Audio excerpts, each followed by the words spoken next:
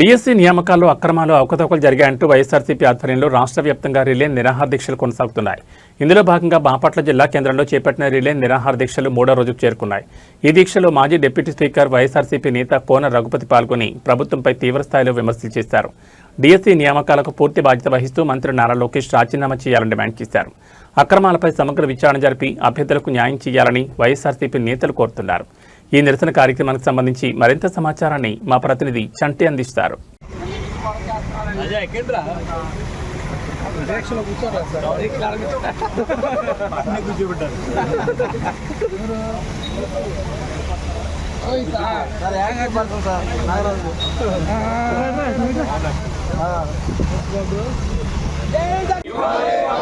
వసతి ఇవ్వాలి జై జగన్.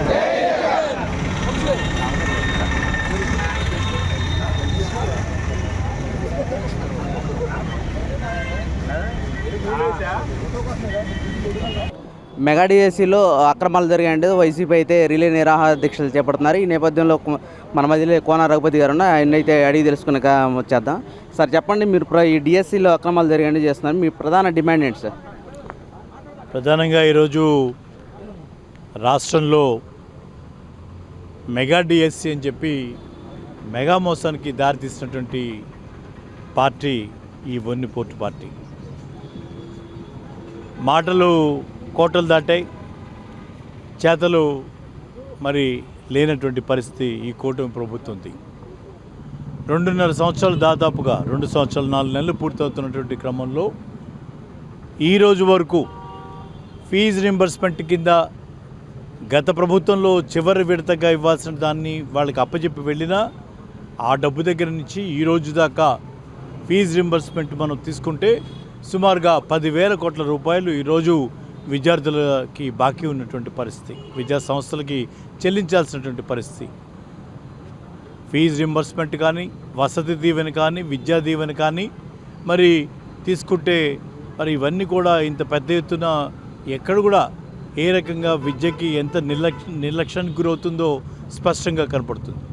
ఇదే కాదు, నిరుద్యోగ యువకుల్ని మోసం చేసి మభ్యపెట్టి దాదాపు ఈ రాష్ట్రంలో ఉన్నటువంటి 20 లక్షల మంది వాళ్ళకి 3,000 రూపాయలు నిరుద్యోగ భృతి ఇస్తానని చెప్పి వాళ్ళని మోసం చేసినటువంటి పరిస్థితి ఈరోజు కనపడుతూ ఉంది.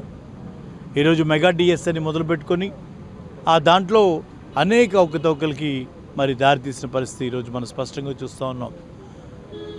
ఈరోజు స్పోర్ట్స్ కోటా అనేటువంటి ఒక దొడ్డిదోవలో ప్రత్యేకంగా ఒక జీవో తీసుకొని వచ్చి ఆ జీవోలో లేనటువంటి స్పోర్ట్స్ని కూడా యాడ్ చేసుకొని వాళ్ళు ఇష్టానుసారంగా దాని కింద ఉద్యోగాలు వాళ్ళకి కావాల్సిన వాళ్ళకి డబ్బు తీసుకొని విపరీతమైనటువంటి అక్రమాలకి గురి చేయి మరి డబ్బు ప్రధానంగా నడిచి కొంతమందికి ఉద్యోగాలు వచ్చేది ఈరోజు వాళ్ళు డిఎస్సి ఎగ్జామ్స్ రాసి పాస్ అయ్యి క్వాలిఫై అయ్యి ఉద్యోగాలు రాని వాళ్ళు చేస్తున్నటువంటి మరి ఎలిగేషన్.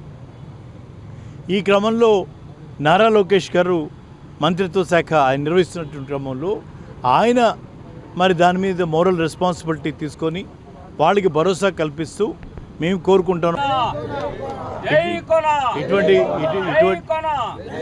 ఇటువంటి అరాచక పరిపాలనని మనం తీవ్రంగా ఖండిస్తూ ఉన్నాం. తప్పకుండా ప్రజలు దీనికి తీర్పు ఇచ్చేటువంటి సమయం వచ్చింది. ఈరోజు మేము చెప్తున్నాం, రేపు స్థానిక సంస్థల ఎన్నికలకి రమ్మని అడుగుతున్నాం.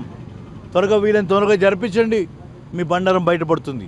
ఆ రోజు ఈవీఎంని అడ్డు పెట్టుకొని దొడ్డిదోని వచ్చినటువంటి మీరు రేపు రండి, స్థానిక సంస్థల ఎన్నికల్లో ఏం జరుగుతుందో ప్రజలు తీర్పిస్తారు.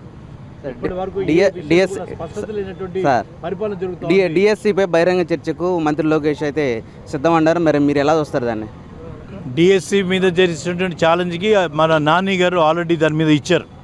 నువ్వు ఒక మంత్రివి, నేను ఒక మంత్రిగా చేసినటువంటి వాడిని నువ్వు ఎక్కడికి రమ్మన్నా మేము వచ్చి సిద్ధంగా ఉన్నాం చేయడానికి. మా దగ్గర మంత్రులుగా పనిచేసిన వాళ్ళు ఎవరైనా సరే నువ్వు ఎవరిని కోరుకుంటే వాళ్ళని పంపిస్తాం, మేము సిద్ధంగా ఉన్నాం. ఇంతవరకు చెప్పట్లేదు.